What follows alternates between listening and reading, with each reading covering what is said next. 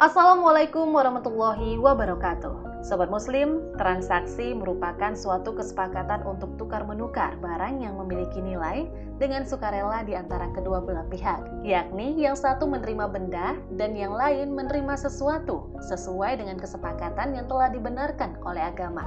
Kegiatan bertransaksi sudah jauh dikenal manusia sejak dahulu. Sejak zaman itu, bertransaksi menjadi kebiasaan atau tradisi, bahkan kebutuhan yang tidak bisa dilepaskan oleh manusia hingga saat ini, sampai muncul berbagai macam transaksi. Adapun landasan hukum yang disyariatkan mengenai hal itu dalam Islam, yaitu sebagai berikut. Yang pertama adalah mudharabah atau bagi hasil. Mudharabah merupakan suatu bentuk akad, perjanjian, atau kontrak antara dua pihak atau lebih dengan tujuan melakukan kerjasama untuk melaksanakan suatu usaha yang bisa mendatangkan keuntungan.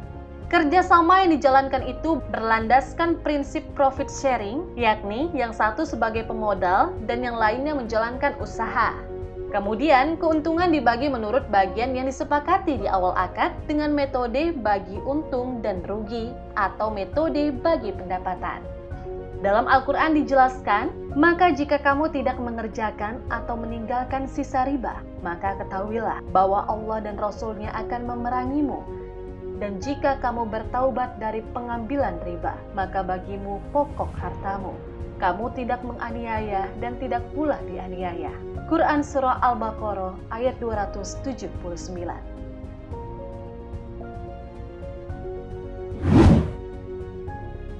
Selanjutnya ada wadi'ah atau titipan. Wadi'ah adalah titipan murni dari satu pihak ke pihak lainnya, baik secara individu maupun badan hukum, yang kemudian harus dijaga dan dikembalikan kapanpun si penitip menginginkannya. Contoh sederhananya adalah ketika kita menabung di salah satu bank tertentu. Itu adalah akad titipan dan uang tersebut bisa diambil kapanpun oleh si penabung tersebut. Selanjutnya ada ijarah atau sewa menyewa. Ijarah adalah menyewa sesuatu tanpa bermaksud memilikinya. Sebagai contoh, ketika seseorang meminjamkan motornya untuk mendapatkan pinjaman bank, hak guna motor itu dipindahkan ke bank, namun tidak untuk kepemilikannya. Setelah orang itu melunasi pinjamannya, maka hak guna motor itu kembali ke orang tersebut. Dan katakanlah, bekerjalah kamu, maka Allah dan Rasul-Nya serta orang-orang mukmin akan melihat pekerjaanmu itu, dan kamu akan dikembalikan kepada Allah yang mengetahui akan yang gaib dan yang nyata. Lalu diperintahkannya kepada kamu apa yang telah kamu kerjakan. Quran Surah At-Taubah ayat 105.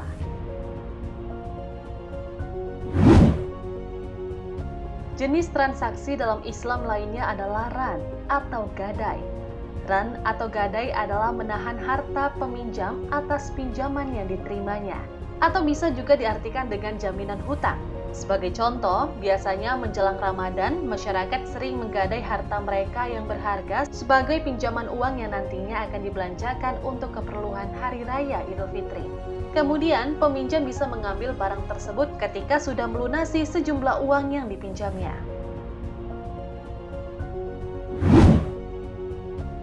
Kemudian ada musyarakah atau kerjasama. Musyarakah merupakan akad kerjasama dan bagi hasil antara dua pihak atau lebih untuk usaha tertentu dengan cara yang telah disepakati.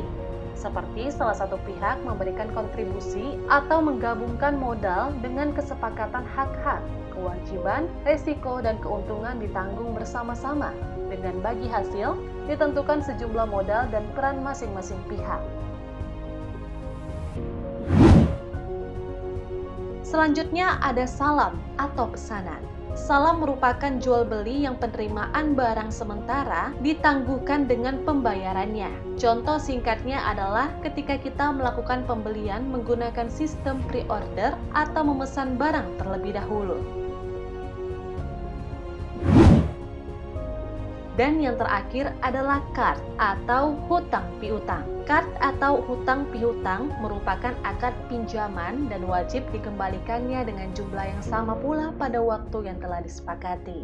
Dalam prosesnya, kita sudah mengetahui bagaimana praktik hutang piutang dilakukan.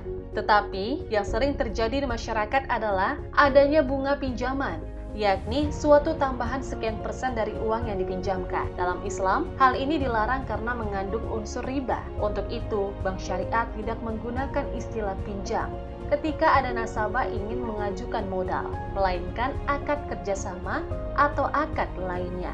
Nah, Sobat Muslim, kita telah mengetahui beberapa transaksi yang ada di dalam Islam. Seharusnya setiap Muslim mempelajari bagaimana transaksi dalam Islam itu disyariatkan, mulai dari konsep sampai praktik di lapangan.